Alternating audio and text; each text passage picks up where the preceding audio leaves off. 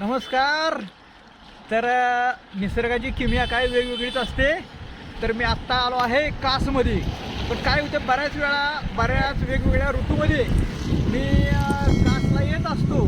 पण आता जरा मे महिन्यात अचानक पाऊस पडला आणि त्या पावसाचं काही वातावरण म्हणा किंवा त्याचा जो फील घेण्यासाठी आलो आणि नेहमीपेक्षा जरा वेगळाच फील येत आहे. तर असा निसर्गात मी एकाच ठिकाणी गेलं तरी काय अडचण नाही, पण वेगवेगळ्या ऋतूमध्ये जर गेलं ना तर आपल्याला वेगवेगळ्या आपल्या आयुष्यामध्ये फील निसर्ग देत असतो. त्यामुळे नक्कीच आपण एकाच ठिकाणी पण वेगवेगळ्या ऋतूत जरी गेलो तरी भरभरून आपण आनंद घेऊ शकतो. जसं की आज रोजी इतकं सुंदर वातावरण झालेलं आहे.